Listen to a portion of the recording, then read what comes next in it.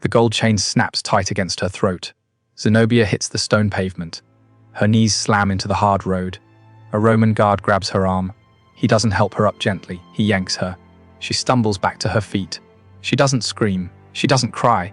She stares straight ahead. The crowd roars. Thousands of people are screaming. They are throwing flowers. They are spitting. They are laughing. But Zenobia hears nothing.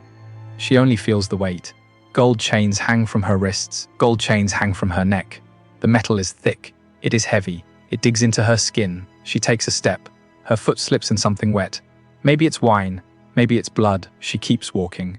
She has no choice. 2 guards walk right beside her. They are holding the chains. They are holding her up. Without them, she would collapse. She is too weak to stand. This is not a parade, this is a weapon. The year is 274 CE. The woman is Queen Zenobia of Palmyra. She isn't a criminal. She is an empress. 2 years ago, she ruled everything from Egypt to Turkey. She owned the grain that fed Rome. She commanded the armies that stopped the Persians. Now, she is a prop. Look at her closely. She is wearing her royal robes. They are purple, they are silk. They cost more than a Roman soldier earns in a lifetime. She is covered in jewels, diamonds, rubies. They catch the bright Mediterranean sun. They sparkle. But look at her face. It is pale. Her eyes are sunken. Her legs shake with every step. The guards aren't there to stop her from escaping. There is nowhere to run. They are there to stop her from dying too soon. This is the trick. History books call this a triumph. They tell you it was a victory lap for Emperor Aurelian. They tell you Zenobia walked through the streets in golden chains to show off Rome's glory. That is a lie. In this archive, we don't read the headlines. We read the autopsy. What happened to Zenobia wasn't just a walk. It was a surgery. It was a carefully calculated psychological dissection. And it started long before she stepped onto this street. Forget the movies. Forget the heroic battles. I am going to show you the 3 secrets the Roman history books tried to hide. The ledger, the menu, and the clock. Act 1. The trap. Zenobia walks. She has been walking for 3 hours. The sun beats down on her head. The gold chains heat up. They burn her skin. She has 4 more hours to go. The procession stretches for miles. Ahead of her, caged lions pace in iron boxes. They roar at the crowd. The people cheer. Behind the lions, soldiers march. Some are captured Persians. Some are Palmyrines. They are bleeding. Their wounds are fresh. They stumble. If they fall, a spear butt hits them. They get up. Or they die. Behind the soldiers, massive floats roll by. They are painted stages on wheels. They show cities burning. They show Roman swords cutting through Zenobia's armies. The crowd loves it. They plife. Look. They say, look how we burned them. Then comes Zenobia. The crowd goes quiet. This is the main event. They stare at her jewels. They stare at her chains. They are confused. Usually enemies are naked. Usually they are dirty. Usually they look like savages. But Zenobia looks like a queen. Her hair is perfect. It is styled in the royal Palmyrine fashion. Her robes are clean. A jeweler polished her gems this morning. A seamstress fixed a tear in her dress. Why? Why dress a dead woman in diamonds? Why polish the gold cuffs of a prisoner? Most people think this is respect. They think Rome is honoring a worthy adversary. That is the noble savage myth. It is garbage. Rome didn't respect Zenobia. Rome wanted to use her. They dressed her up for a reason. Look at the contrast. The crowd sees the wealth. They see the power. They see the symbols of a woman who claimed she was equal to the emperor. But then they see her legs. They see them shaking. They see the Roman guards gripping her elbows. They see that she cannot even take a step without Roman permission. The message is brutal. Look at her power. The chains say, it cannot save her. Look at her money. The jewels say, it cannot buy her freedom. Look at her God, the robes say, he is not here. It is theater. And Zenobia is the puppet. But the puppet strings were attached 2 years ago. This is the detail everyone misses. Aurelian captured Zenobia in 272 CE. He defeated her army. He caught her at the Euphrates River trying to escape to Persia. She didn't fight back. She had nowhere to go. She surrendered. But she is walking in this parade in 274 CE. 2 years. Think about that. 2 years between the capture and the show. That is not normal. Vercingetorix was paraded within months. Jugurtha was shown off the same year. Rome likes its victories fresh. Rome likes to kill its enemies while the blood is still dry on the sword. So why did they wait 2 years for Zenobia? Where was she? She wasn't in a dungeon. She wasn't in a pit. She was in preparation. This is where the story gets dark. This is where the system takes over. Rome didn't just lock her up. They engineered her. They needed her to be weak enough to stumble, but strong enough to walk for 7 hours. They needed her to look beautiful, but feel broken. You cannot achieve that with a whip. You achieve that with a spreadsheet. The historical Augusta records the truth. Zenobia was debilitated, but there were no marks on her body, no scars on her face. If they had tortured her with hot irons, the crowd would have felt pity. Pity is dangerous. Pity creates martyrs. Rome didn't want a martyr. They wanted a pet. So they used the invisible torture. Imagine the cell. It is never dark. It is never quiet. Torches burn all night. Guards slam doors at random hours. They change shifts loudly. They talk right outside her door. Just when her eyes close, a shield crashes to the floor. Sleep deprivation. It destroys the mind. It breaks the will. But it leaves no bruises. Then the food. Roman military doctors knew exactly what a human body needed. They knew the math. How much protein keeps a heart beating? How much water keeps a kidney functioning? How little grain can you feed a woman before her muscles start to eat themselves? They put her on a schedule of slow starvation. Not enough to kill her, just enough to drain her. Today, she gets a bowl of porridge at noon. Tomorrow, she gets nothing until midnight. The next day, she gets water at dawn and then silence for 2 days. The unpredictability is the weapon. Her body enters panic mode. It never knows when the next meal is coming. It shuts down. Her muscles shrank. Her energy vanished, but her skin remained unscarred. Her face remained royal. She spent 730 days in that box, waiting, starving, listening to the guards laugh. And then, one day, the door opened. They didn't bring food. They brought a jeweler. They brought a hairdresser. They brought her old robes, cleaned and pressed. "Get up," they said. "It's time for the show." The parade continues. The noise is deafening. But look past the queen. Look past the lions. Look past the soldiers. Look at the man standing in the shadows of the temple of Jupiter. He is not a soldier. He does not hold a sword. He holds a stylus. He holds a scroll. He is a clerk. And he is the most dangerous man in Rome. He is writing a list. He checks a box. He notes the weight of the gold. He notes the number of prisoners. He notes the value of the queen. He does not write Zenobia, Queen of the East. He writes, item 74, this is the villain you didn't see coming. The system. You think Rome ruled by the sword. That is a myth. The sword was just the opener. Rome ruled by the ledger. Rome ruled by the law. And the law had a specific name for what Zenobia was. It was called is gentium, the law of nations. It was a cold, hard rule that every Roman judge knew by heart. It stated one simple fact: military defeat transforms a person into a thing. It didn't matter who you were yesterday. Yesterday, you were a queen.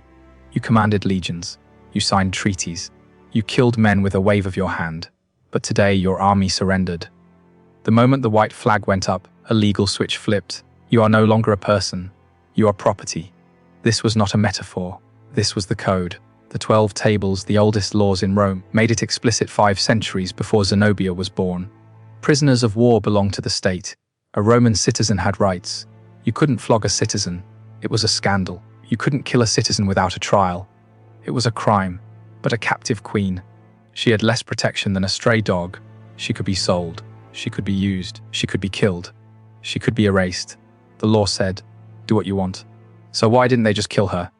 Why spend 2 years feeding her? Why hire jewelers? Why dragging this out? Because the system needed to teach her something first. Let's go back to the preparation. Back to the 2 years of silence. It wasn't just starvation. It wasn't just the dark cell. Rome had a curriculum for its royal prisoners. They had to go to school, and the classroom was the Colosseum. Ancient historians like Cassius Dio mention this detail. It chills the blood. Before the triumph, captives were taken out of their cells. They were bathed. They were dressed. They were marched to the great arena. They didn't go to the dungeon. They went to the VIP box. Imagine Zenobia sitting there. She is weak. Her hands shake. She is surrounded by Roman guards. But she isn't in chains right now. She is sitting on a cushion. Below her, the sand is yellow. The crowd is screaming. The gate opens. Out walks a man. Maybe he was a general from Gaul. Maybe he was a prince from Dacia. He is like her. He fought Rome. He lost. Now he is fighting a bear, or he is fighting 3 gladiators at once. Or he is part of a reenactment. Rome loved to replay its battles. They would dress prisoners up as their own soldiers. Then real Roman soldiers would slaughter them, again and again. Zenobia watches. She sees the sword enter the man's neck. She sees him fall. She hears the crowd cheer. She sees the sand turn red. The guards watch her watching. This is the test. Do you flinch? Do you cry? Do you look away? She cannot look away. If she looks away, she is weak. If she cries, she is broken. She must sit like a statue. She must watch her own future play out in the sand. They made her watch executions.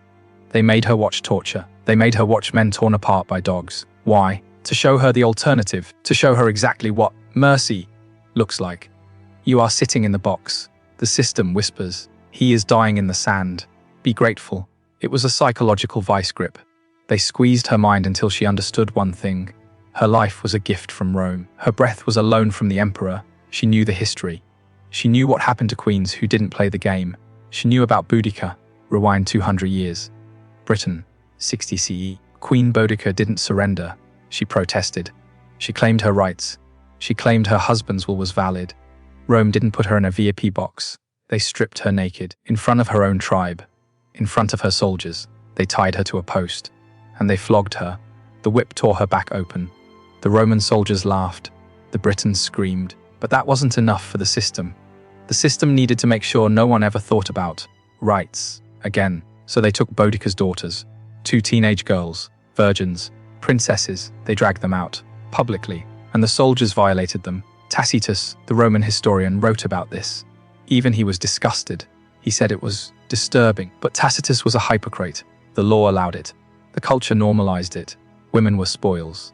Queens were property. Boudica fought back. She burned London to the ground. She killed 80,000 people. She became a legend of fire and blood. And then she died, and her people were crushed. And for 3 generations, Britain was silent. Zenobia knew this story. Every royal in the world knew this story.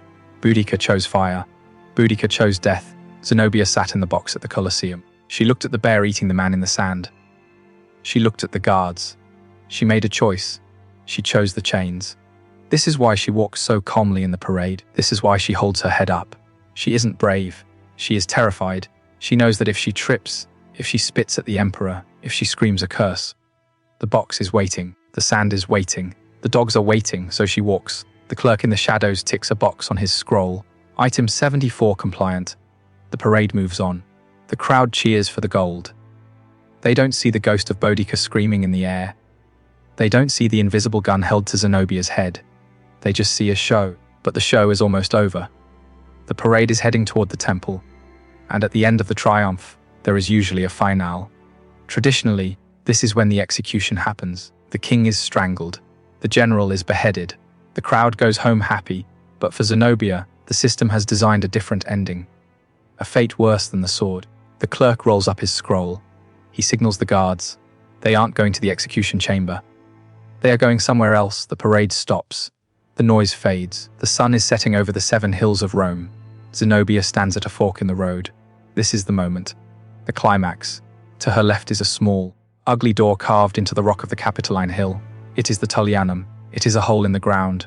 It is wet. It is cold. It smells of old death. This is where the show usually ends. Vercingetorix, the great king of the Gauls, walked through this door. He was strangled in the dark. Jugurtha, the king of Numidia, was thrown into this pit. He sat in the freezing blackness for 6 days. He starved to death while the Romans celebrated above his head. Simon Bar Giora, the leader of the Jewish revolt, was dragged here.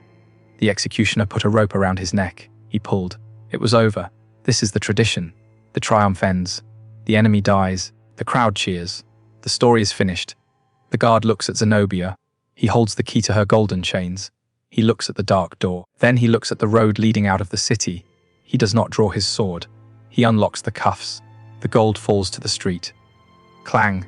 He points to a carriage waiting nearby. It isn't a prison cart. It has cushioned seats. It has curtains. Get in. The gesture says, Zenobia doesn't die. Zenobia gets a house. They take her to Tivoli. It is beautiful. It is a villa with white marble columns. There are gardens. There are fountains. There are olive trees. It is quiet. She is given a room. She is given servants. She is given food. Real food. Not the starvation rations of the last 2 years. You breathe a sigh of relief. You think she made it. She survived. You think this is mercy. You are wrong. This is the cruelest punishment of all. Execution is fast. Execution is clean. When a queen dies screaming defiance, she becomes a martyr. Her blood soaks into the ground and grows a legend. People tell stories about her. She preferred death to chains. They whisper. She was too dangerous to live. A dead queen is a symbol. A dead queen inspires the next rebellion. But a retired queen, a queen who lives in a nice house and eats Roman grapes, she is nothing. This was the system's masterstroke. They didn't want to kill her body. They wanted to kill her name. Act 3, the erasure. Zenobia wakes up in the villa. The sun is warm. No guards are screaming. No shields are crashing. It is peaceful. She walks into the garden. She wears Roman clothes now. The purple robes of Palmyra are gone, packed away in a box somewhere. She looks like a senator's wife. She sees her daughters. They are walking with young men, Roman men, senators. The men are polite. They are rich. They wear togas. They speak Latin. Her daughters are laughing. They are speaking Latin too. Zenobia listens. She waits for a word of Palmyrene. She waits for a reference to their desert home. She waits for them to mention the sand, the temples, the empire they lost. She hears nothing. They are talking about the weather in Rome. They are talking about the dinner party tonight. Her daughters are getting married. They will have children. Those children will be Romans. They will have Roman names. They will serve in the Roman army. They will worship Roman gods. Zenobia realizes the truth. It hits her harder than a whip. Her bloodline isn't being destroyed. It is being absorbed. She is not a prisoner. She is a trophy.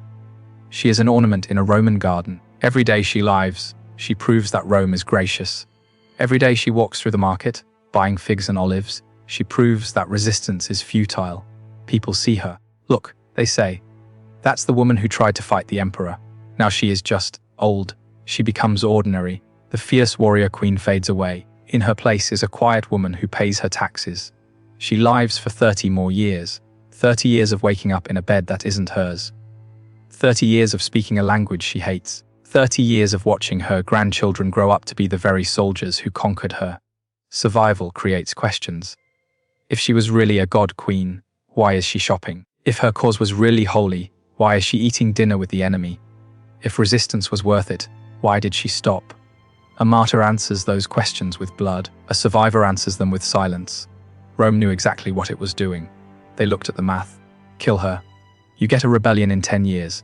Keep her. You get peace for 2 centuries. And it worked. After Zenobia, Palmyra never rebelled again. They never crowned another queen. The tradition stopped. Not because of fear of death, but because of the fear of this. The fear of becoming irrelevant. Zenobia died sometime around 274 CE or later. We don't know exactly when. We don't know where she is buried. There is no monument. There is no Tomb of the Warrior Queen. She just stopped existing. The system won. The ledger closed. Item 74 was processed, archived, and forgotten. But the story doesn't end with her silence. It ends with the noise that followed. Because while Rome was busy erasing queens, it forgot to look at what was happening to its own women. The system that crushed Zenobia was about to turn inward, and the result would be catastrophe. The year is 476 CE. The Roman Empire collapses. It doesn't explode. It rots. The legions fail. The borders break. The city burns. The system that perfected the art of breaking queens finally breaks itself. And here is the irony. It is cruel. It is almost funny. Rome fell because of the exact same flaw that destroyed Zenobia. Rome knew how to crush a woman's power, but it never figured out how to use it. For 500 years, Rome had no queens. They had mothers.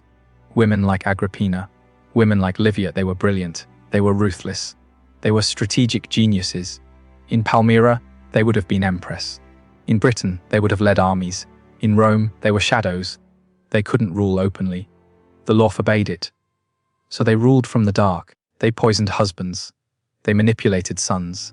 They whispered in hallways. They turned the imperial palace into a nest of vipers. Because they couldn't hold the scepter, they stabbed the hand that did. The system forced power underground. And underground power causes earthquakes. The succession crises, the civil wars, the mad emperors, they were the cost of keeping women in the back seat. Rome spent centuries proving that a queen was just a sacred vessel, just property. And in the end, that lie ate the empire alive. Now, fast forward, come to the present day. Come to Italy, buy a plane ticket, land in Rome, take a taxi to the Forum. You will see a line of tourists. They are wearing hats. They are holding water bottles. They are waiting to buy a ticket. They are waiting to see the Tullianum. They walk down the stone stairs. They step into the damp, cold darkness. The tour guide speaks into a microphone. This is where Jugurtha starved, he says. This is where Vercingetorix was strangled. The tourists nod. They take photos with their phones. They touch the cold stone walls.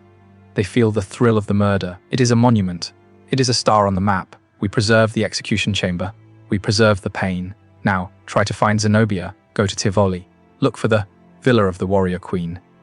Look for the monument to the woman who defied the empire and lived. You won't find it. There is a ruin. It is a pile of old bricks. Weeds grow through the cracks. There is no line. There is no ticket booth. There is no guide. Most people walk right past it. They don't know who lived there. They don't know that a woman sat in that garden for 30 years, watching her identity dissolve. We have erased her twice. Rome erased her power. We erased her memory. Why? Because survival is boring. Survival is uncomfortable. We like our heroes dead. We like Boudica drinking poison. We like Cleopatra letting the snake bite her breast. We like the tragic ending. It fits on a movie poster. Zenobia's ending doesn't fit. It is too real. It is too quiet. She lived happily ever after as a Roman housewife. That isn't a fairy tale. That is a horror story. And we are still telling it. Look at your screen. Look at the news. Look at how we treat famous women today. We don't use golden chains anymore. We don't have triumphs. We don't drag them through the streets. But the instinct is the same. We wait for them to fall. And when they do, we zoom in. We watch the apology video. We watch the court case. We watch the interview. What are we looking for? We are looking for the composure. Did she cry, we ask. Did she scream? Did she look crazy? If she screams, we call her hysterical. We dismiss her. She loses. If she cries, we call her weak. We pity her. She loses. We want her to do what Zenobia did. We want her to walk in the high heels. We want her to wear the designer dress. We want her to look perfect. But we want her to be powerless. We want the contrast, the beauty and the defeat. Look at her. The modern comment section says, she held her head up high. We applaud her dignity. We forget that the dignity is a cage. We have upgraded the technology. We have live streams. We have blogs. We have 4K cameras, but we haven't upgraded the human brain. We still enjoy the show. History is a loop. The Colosseum is ruined, but the audience is still here. You are the audience. There is a quote. It comes from a 6th century Syrian chronicler. He claims it is something Zenobia said in her final years. Maybe she said it. Maybe he made it up. But it rings true. She sits in her garden. She looks at her Roman hands. She says, "In my time, I was one of the most powerful women in the East. Now, I am an ornament in a Roman garden. I am useful only as proof that resistance ends in decoration." That is the chilling fact. Rome didn't want to destroy her. Rome wanted to turn her into furniture, and they succeeded. Zenobia died around 274 CE. No one marked the grave. No one knows the date. The system made sure of that. Her name was erased. Her story was filed away. But today, we open the file. You know the truth now. You know that the golden chains weren't a trophy. They were a leash. You know that the mercy was a lie. Now you have a burden. You are the only one who remembers her. Not as a decoration, but as a warning. The parade is over. The video ends here. But the system remains. This is the historical archives. We don't just read history. We autopsy it. If you want to see the next file, if you want to see what else they buried, click the button, subscribe, before they erase this too.